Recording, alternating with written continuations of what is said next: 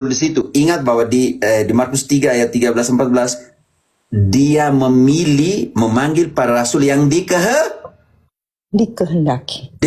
Lanjut sekarang kita akan temukan dikehendaki. Dan mereka yang ditentukannya dari semula, mereka itu juga dipanggilnya. Dan mereka yang dipanggilnya, mereka itu juga dibenarkannya. Dan mereka yang dibenarkannya, mereka itu juga dimuliakannya. Baca kembali ayat itu. Dan mereka yang ditentukannya dari semula, mereka itu juga dipanggilnya. Dan mereka yang dipanggilnya, mereka itu juga dibenarkannya. Dan mereka yang dibenarkannya, mereka itu juga dimuliakannya.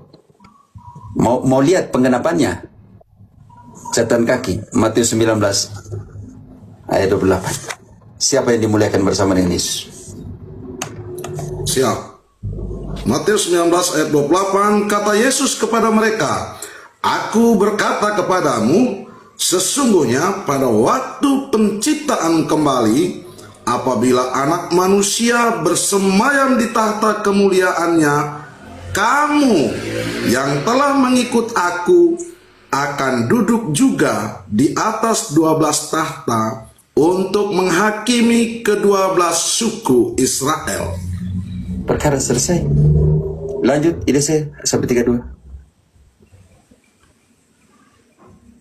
Sebab itu, apakah yang akan kita katakan tentang semuanya itu? Jika Allah di pihak kita, siapakah yang akan melawan kita? Pergilah, aku menyertai kalian sampai akhir zaman. Bukan pergilah, mesti ajarkanlah semua yang kuperintahkan. Ketahuilah aku menyertai kalian sampai akhir zaman. Dia omong tentang siapa ini? Jadi saya pikir reform, kesian ya Calvinis nih.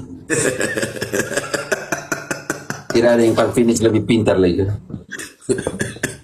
Ini saya belum masuk tulip lagi. Kalau tulip saya tumbang semua tulip. Mau kamu lihat sama ada satu kalau ada yang saya belum kirim untuk kau. Cek bagaimana kitab suci menumbangkan tulip di sini. Sebentar. Di tulip ya. Tulip.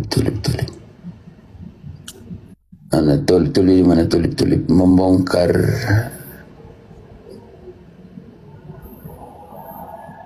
tulip ini nih.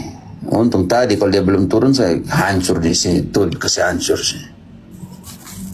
Membongkar tulip, Alkitab menjawab doktrin Calvinis, sebuah tinjauan teologis tentang kasih karunia karena bebas dan karakter Allah. Apakah iman adalah sebuah program yang ditanamkan Tuhan atau sebuah respon manusia terhadap kasih karunia-Nya? Hancur ya. Calvinis bilang takdir mulia. Jika iman semata-mata adalah tindakan Allah atas manusia, undangan Alkitabiah untuk meresponnya kehilangan makna. Bertobatlah, kehilangan makna. Alkitab secara konsisten memberikan undangan seperti dalam Yesekiel manusia diberi peringatan dan kapasitas sejati untuk berbalik dari dosa kepada Tuhan. Keselamatan bukanlah takdir tanpa pilihan, melainkan respon terhadap panggilannya. Oke, sekarang matriks diagnostik tulip ya. Maaf ya. Karena dia reform, maka saya menjelaskan sedikit tulip ini supaya tahu semua. Mana tadi? Matriks diagnostik tulip, huruf total depravity. Manusia mati dan tidak bisa merespon panggilan. Realita Alkitabiah, kasih karunia memampukan manusia untuk merespon. Kalau begitu ini rusak di sini. Berarti kasih karunia tidak mampu lagi yang dimiliki manusia untuk merespon. Unconditional election, dipilih tanpa syarat sebelum dunia dijadikan. Ini yang dia omong nih tadi. Seorang menjadi umat pilihan setelah percaya. Bagaimana dia telah ditentukan dari sana. Sedangkan di sini bertobatlah, percayalah. Barang siapa yang percaya diselamatkan atau tidak, bantu dulu. Markus 16, 15, 16. Berarti tidak dipilih dari awal. Bayangkan, dipilih tanpa syarat sebelum dunia dijadikan. 15, Markus 16, 15, 16. Markus 16, 15, 16. Lalu ia berkata kepada mereka, pergilah ke seluruh dunia, beritakanlah Injil kepada segala makhluk. Siapa yang percaya dan dibaptis akan diselamatkan, tetapi siapa yang tidak percaya akan dihukum. Ceka, berarti engkau yang memutus untuk percaya atau tidak untuk diselamatkan di situ? Berarti engkau yang memutuskan untuk percaya untuk diselamatkan atau tidak di situ? Yang memutuskan untuk percaya. Ya, berarti ini unconditional election hancur, dipilih tanpa syarat sebelum dunia dijadikan untuk selamat, hancur kan? Hancur total. Oke, limited. Kristus hanya mati untuk umat pilihan. Sekarang Kristus mati untuk semua, Kristus mati sebagai tebusan untuk semua orang, tidak tadi yang dalam 1 Timotius 2 ayat 3 dan 4. Tolong baca. Untuk semua orang, Romo. Baca 1 Timotius 2 ayat 3 dan 4. Untuk yang menghendaki atau tidak menghendaki, untuk semua orang selamat. Dia menghendaki semua yang orang baik.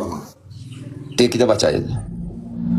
Itulah yang baik dan yang berkenan kepada Allah Juru Selamat kita. Tahan dulu. Berkenan kepada Allah atau tidak? Berkenan.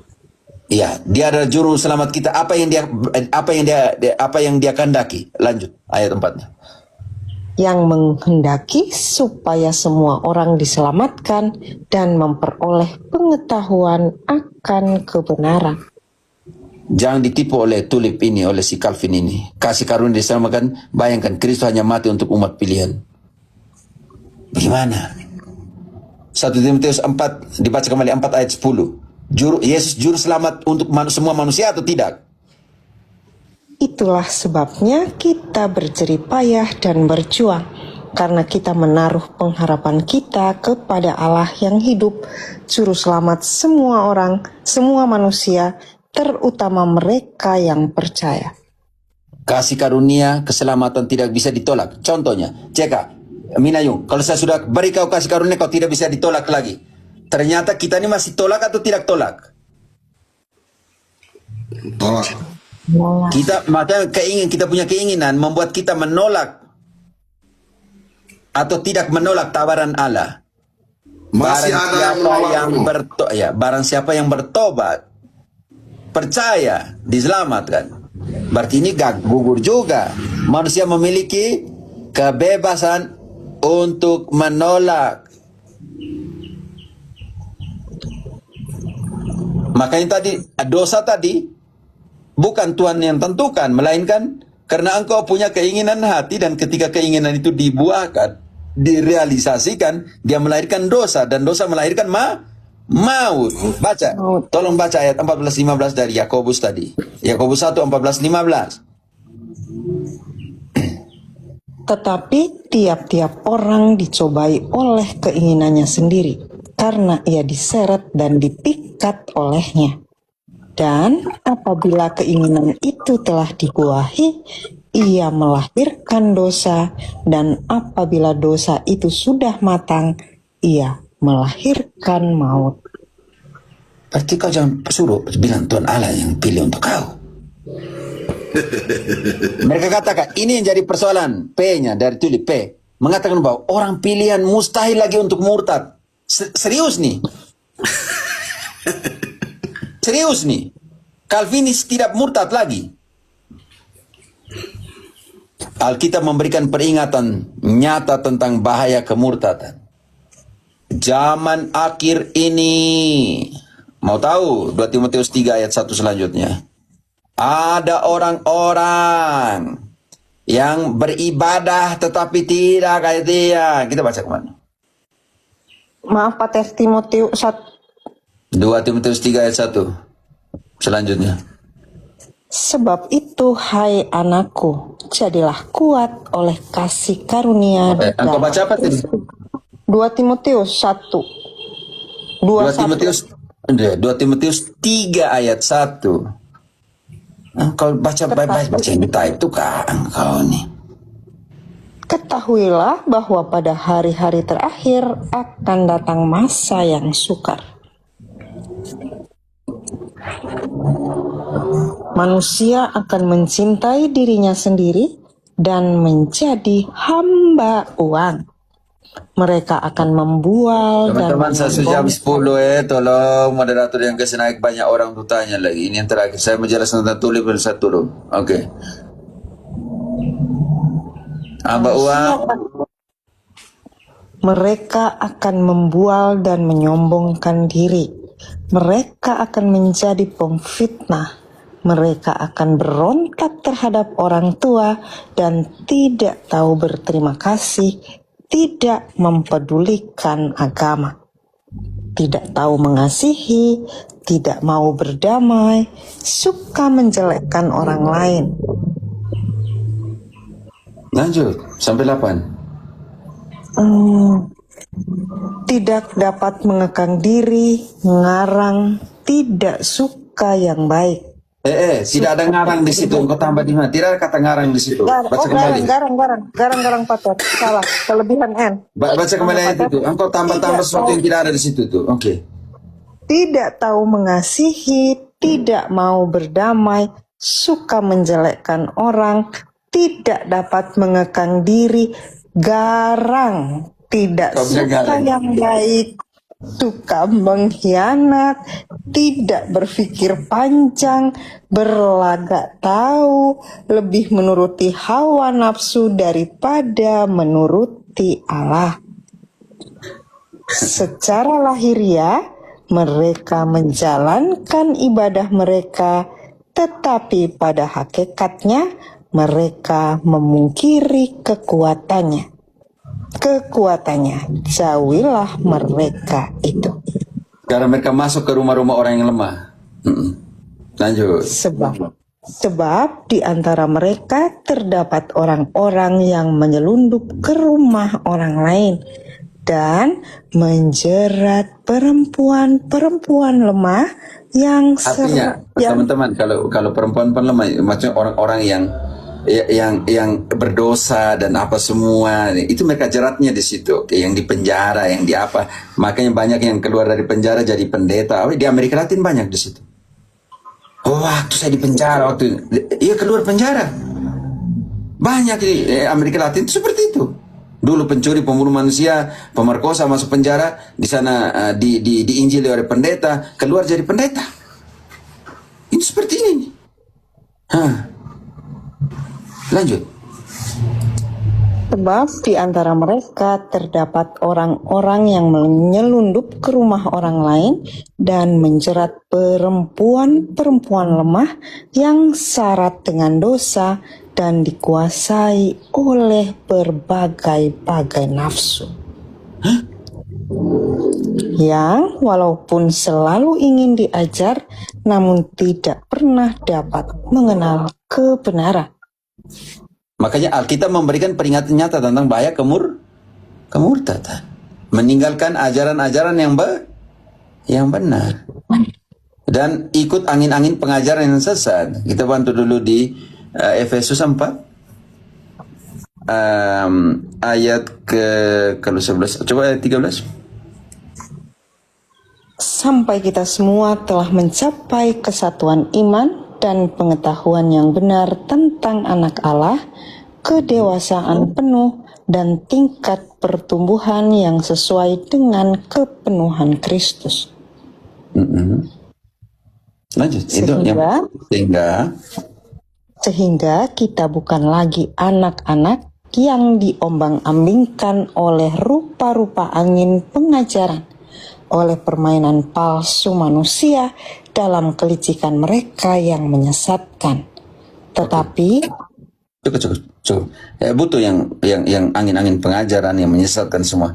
Dan kalian mau tahu ada kata murtad, nanti kita baca di ada peluang untuk murtad. Tapi bagi Calvin yang P ini Perseverance of the Saints mengatakan bahwa orang pilihan mustahil murtad. Ada di kitab suci. Alkitab memberikan peringatan nyata tentang bahaya kemurtadan. Kita buktikan sekarang. Ibrani 6. Mulai dari Sebab itu, marilah kita tinggalkan asas-asas pertama dari ajaran tentang Kristus dan beralih kepada perkembangannya yang penuh. janganlah kita meletakkan lagi dasar pertobatan dari perbuatan-perbuatan yang sia-sia dan dasar kepercayaan kepada Allah, yaitu ajaran tentang berbagai pembaptisan, penumpangan tangan, kebangkitan orang-orang mati, dan hukuman kekal. Oke, Dan- semua yang menikmati dan menikmati semuanya itu, dan lanjut. Dan itulah yang akan kita perbuat jika Allah mengizinkannya. Sekarang apa yang terjadi? Sebab mereka yang pernah diterangi hatinya, yang pernah mengecap karunia sorgawi, dan yang pernah mendapat bagian dalam Roh Kudus, Tahan dulu, jangan dulu. Ini nih, tapi bagi Calvin, mereka yang telah percaya itu orang-orang pilihan, tidak mustahil, tidak mungkin murtad lagi. Dan sekarang kita baca, dan yang mengecap firman yang baik dari Allah dan karunia-karunia dunia yang akan datang. tahan dulu. Mereka yang sudah merasa diri itu, yang sudah pilihan itu, mereka yang bilang mustahil murtad itu, perseverance of the saint itu,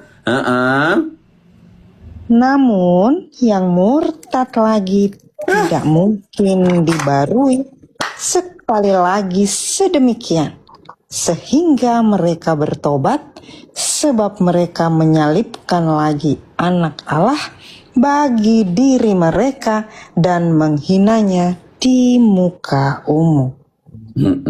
Namun yang murtad lagi. Kebejatan total tambah misteri iman. Kasih karunia Allah, Titus 2:11, iman manusia Ibrani 11:1. Oke. Penting sekali teman-teman. Keselamatan ada milik Allah, tetapi iman bukanlah tindakan Allah yang menggantikan kehendak bebas. Ini jadi persoalan besar.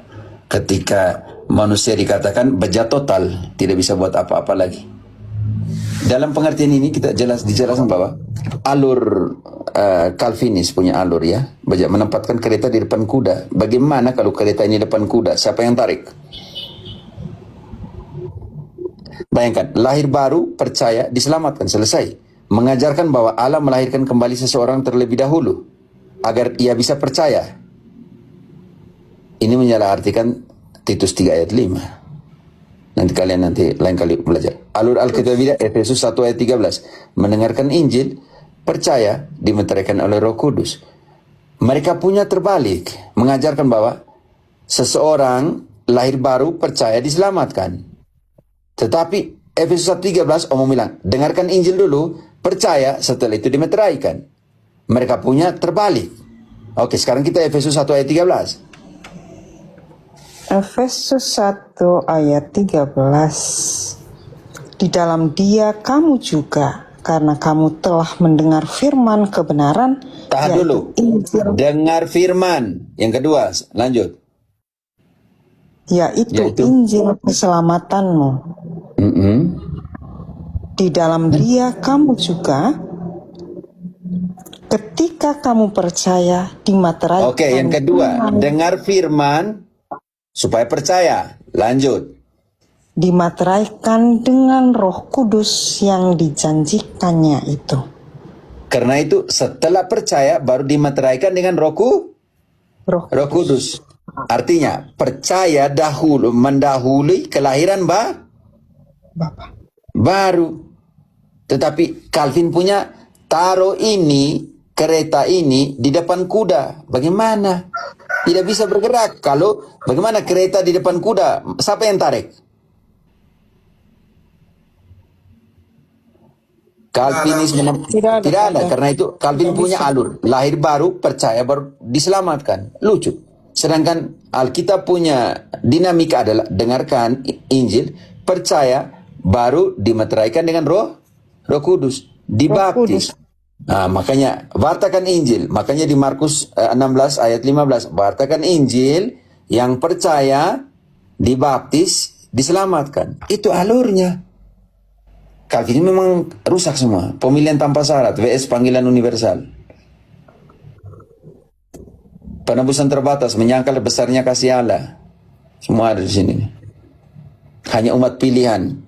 Sedangkan Yesus bilang, pergilah ke seluruh dunia, Dunia. Seluruh dunia. Watakan untuk segala makhluk. Jadi lucu.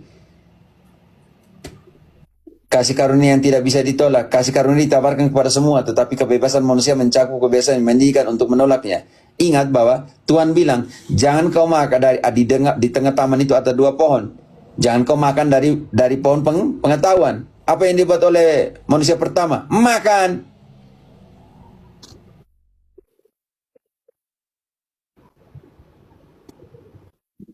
Saya pikir ini yang terakhir, tangisan Sang Kristus. Ini yang pukulan terberat ya, Lukas. Dan ketika Yesus telah dekat dan melihat kota itu, ia menangisnya, katanya, wahai betapa baiknya jika pada hari ini juga engkau mengerti apa yang perlu untuk damai sertamu, sejahteramu, tetapi sekarang hal itu tersembunyi bagi matamu. Yesus menangisi Yerusalem. Kalau Yesus sudah menentukan, Allah menentukan bahwa Yerusalem hancur, sudah didobel predestinasikan di sana hancur, kenapa dia harus menangis? Mengapa Yesus menangisi Yerusalem jika kebinasan mereka adalah kehendak Bapa yang telah ditakdirkan dan tak terelakkan? Tangisan ini membuktikan tawaran anugerah yang tulus dan kesedihan atas penolakan yang nyata. Dan dia datang ke milik kepunyaannya, tetapi milik kepunyaannya menolak dia. Baca Yohanes 1 selanjutnya itu. Ketekunan orang suci yang realitas peringatan. Kemurtatan, ingat tadi yang Timotius 4, kemurtatan Ibrani 10:26 tadi yang kita baca, kemurtatan Ibrani 6:4-6 yang tadi kita bilang, yang murtad lagi, Peringatan Alkitab tentang kemurtatan adalah nyata dan ditujukan kepada orang percaya. Setelah menikmati semua janji Allah, Roh Kudus dan semua, tetapi murtad lagi, tidak akan diperbaharui sampai mereka bertobat. Itu sangat jelas. Bukan sekedar ancaman hipotesis. Sintesis keadilan dan izin, Pater, izin, maaf, Graceman tadi tidak, Graceman tadi mau naik lagi, Pater, bagaimana? Saya sudah jamin buat apa? Makanya saya sudah belajar dulu. Makanya saya sudah, engkau dia siap baik-baik baru datang lagi, tidak ada guna di sini. Pergi tanpa izin mau datang lagi mana? Tidak saya potong, saya selesaikan dulu, tolong. Jangan dulu potong, saya selesaikan dulu. Sintetis, keadilan kerat ke Allah. Alkitab penuh dengan undangan, datanglah, bertobatlah, ikutlah aku. Semua ayat itu mengasumsikan bahwa manusia diberi kapasitas oleh Tuhan untuk merespon dengan kebebasannya. Mengajarkan bahwa manusia mati total sehingga tidak bisa merespon, namun Tuhan tetap menghukum mereka karena tidak percaya, sama seperti menyuruh orang cacat lumpuh, bangunlah, lalu menghukumnya karena ia tidak berdiri. Konsep ini melanggar rasa keadilan kita dan bertentangan dengan karakter Tuhan yang telah diwahyukan. Kesimpulan, keselamatan murni anugerah. Manusia tidak menyelamatkan dirinya sendiri. Keselamatan adalah inisiatif dan karya Allah sepenuhnya. Iman adalah respon. Tuhan memampukan semua manusia merespon panggilannya, dan iman adalah respon sadar manusia, bukan tindakan Allah yang dipaksakan terhadap anugerah tersebut. Kasih yang tidak terbatas, penebusan Kristus tidak terbatas pada segelintir elit, undangannya universal.